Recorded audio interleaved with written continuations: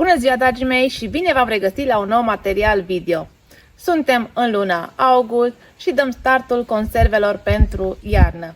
Și dacă tot am adunat printre ultimile roșii din grădină, din păcate sezonul roșiilor s-a terminat cu mult mai repede, cu 2-3 săptămâni mai repede, din cauza condițiilor climatice.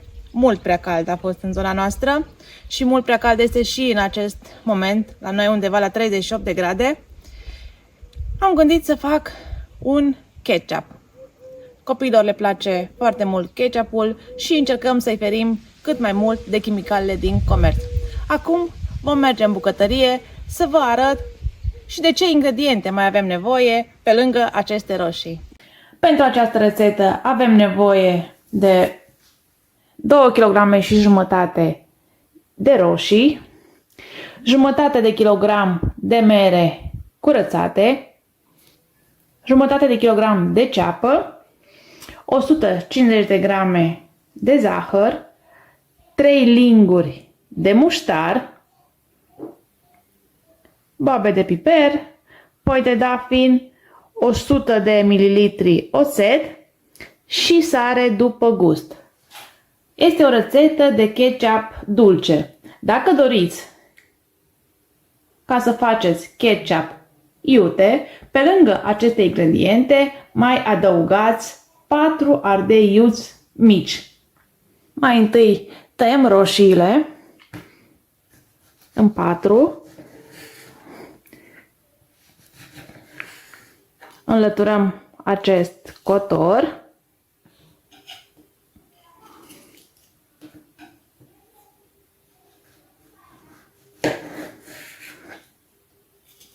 Și așa vom face până terminăm toate roșiile. Și le așezăm în cratiță. Am terminat de tăiat roșiile, iar acum vom tăia ceapa. Ceapa o vom tăia tot în 4.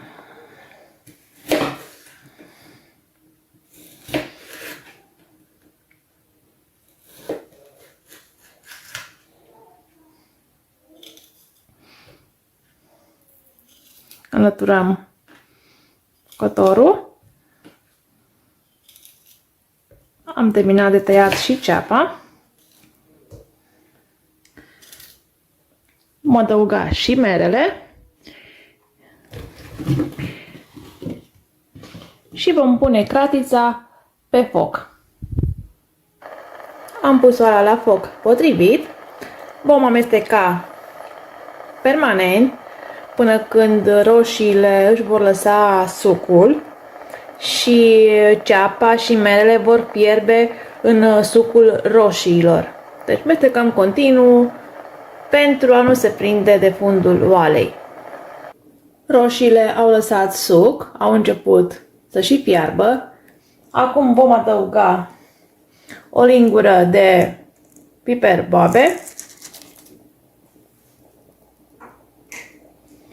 5-6 foi de dafin și 2 lingurițe de sare. Sare, dacă este nevoie, vom mai adăuga la sfârșit. După cum v-am spus, sarea se adaugă după gust. Lăsăm la fiert până când merele și ceapa sunt făcute. Merele și ceapa au fiert, iar acum vom lăsa această compoziție la răcit pentru aproximativ 5-10 minute.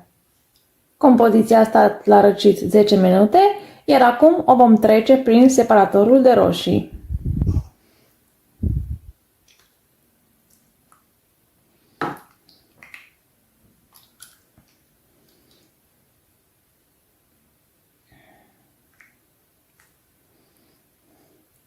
Am terminat de dat compoziția prin separatorul de roșii.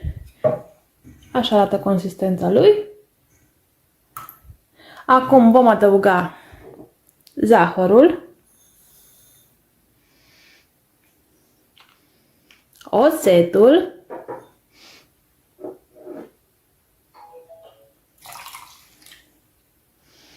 și muștarul.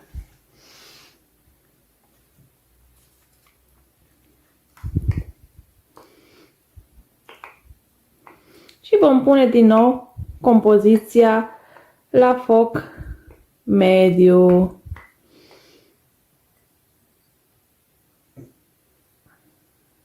Ketchupul nostru este gata. Din momentul în care a dat în clocot, am lăsat la fiert pentru aproximativ 50 de minute. Timpul de fierbere poate diferi în funcție de cât de cărnoase sunt roșiile. Acum vom pune în sticluțe, apoi vom pune capacul și le voi așeza într-o pătură. Am terminat de pus ketchup în sticluțe, urmează să le așez în pătură pentru a se steriliza mai bine, iar apoi vor fi duse în cămară. Este o rețetă ușor de făcut, mult mai sănătoasă, o pregătesc an de an. Sper să vă fie de folos, iar dacă dumneavoastră aveți o altă rețetă de ketchup, lăsați-mi în comentarii, mai facem schimb de opinii. Până data viitoare, spor la muncă și roade bogate! La revedere!